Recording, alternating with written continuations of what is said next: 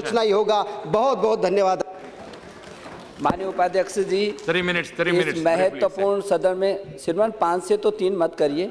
इस महत्वपूर्ण सदन में श्रीमान कई बार ये चर्चा हुई है, किसान को उचित मूल्य का न मिलना, उस किसान की वर्षा, ओले, प्राकृतिक मार, जंगली जानवर, अनावृष्टि, अतिवृष्टि, सूखा, बाढ़, भूस्खलन, उचित बीजों का अभाव, मुआवजा न मिलना, रासायनिक खादों का अंधाधुंध प्रयोग, सिंचाई की समुचित व्यवस्था न होना, भंडारण का लगभग 6% तो अनाज भंडारण के अभाव में खत्म हुआ है।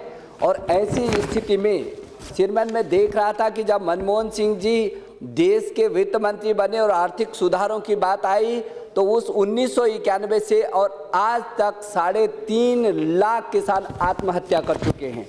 श्रीमान मैं मंत्री जी को बधाई देना चाहता हूं, प्रधानमंत्री जी को, सरकार को बधाई देना चाहता हूं कि परंपरागत कृषि विकास योजना को बना करके खेतों की उत्पादकता बढ़ाने का जो अभियान लिया है श्रीमान, मैं सरकार को बधाई देने के लिए खड़ा हूं। श्रीमान यदि देखें उत्पादन की स्थिति ये है कि जहां चावल प्रति टन चीन में श्रीमान 4.7 हेक्टेयर है, वहीं भारत में केवल 2.4, और गेहूं जहां चीन में 4.9% है तो भारत में 3.15% है। यदि उन्हीं मानकों के आधार पर हम व्यवस्थित करें, नीतियों में सुधार करें तो दुगना उत्पादन हो सकता है। और यही स्थिति श्रीमान सिंचित भूमि, कृषि योग्य भूमि 32 करोड़ 90 लाख हेक्टेयर है, जबकि बंजर भूमि श्रीमान 9 करोड़ हेक्टेयर है। और इन 2008 से और 11 तक 20 राज्यों में 7,90,000 हेक्टेयर की अभी तक कमी हो गई है। श्रीमान मैं ये सोचता हूँ कि ये इतना बड़ा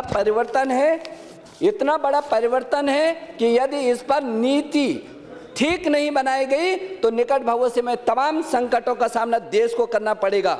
लेकिन मैं बधाई देना चाहता हूं प्रधानमंत्री जी को, हमारे माननीय मंत्री जी को, कि प्रधानमंत्री कृषि सिंचाई योजना के तहत जहां सिंचाई का श्रीमान मैं आंकड़े नहीं देना चाहता, लेकिन आज स्थिति ये है कि सिंचाई और उत्पादन की क्षमता यदि देखी जाए पूरे देश के राज्यवार तो आश्चर्यजनक आंकड़े सामने आते हैं। लेकिन 2015-16 के वित्तीय वर्ष में श्रीमान रियायती सस्ते दरों पर 8.5 लाख करोड़ कृषि क्षेत्र में देने का जो निर्णय मंत्री जी ने किया है, सरकार ने किया, मैं बधाई देना चाहता हूं।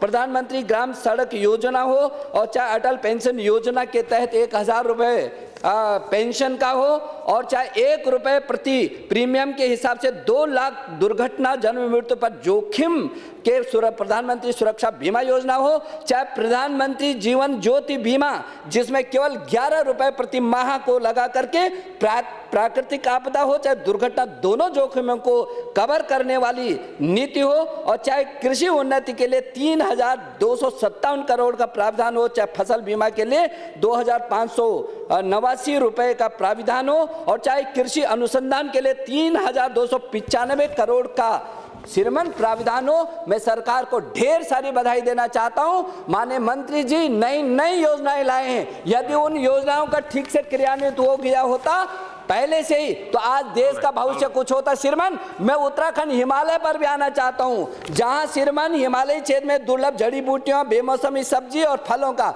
मैं माननीय मंत्री जी से निवेदन करना चाहता हूं कि वहां अपार संभावनाएं हैं, उसकी अलग से एक नीति बननी चाहिए। और पिछले दिनों चाहे केदारनाथ की त्रासदी और आपदा हो श्रीमान, वहां का किसान हरिद्वार से लेकर के और बद्रीनाथ तक का और वहां कुमाऊं तक का वहां चौराहे पर खड़ा है, आत्महत्या के लिए मजबूर है। इसलिए जितने भी जिसके खेत खलियान सब बर्बाद हुआ है, एक अलग से पैकेज के रूप में उत्तराखंड के किसानों को राहत देनी चाहिए, उनके ऋणों को माफ करना चाहिए, तभी वहां वो सक्षम हो करके खड़ा हो सकेगा। बहुत बहुत धन्यवाद।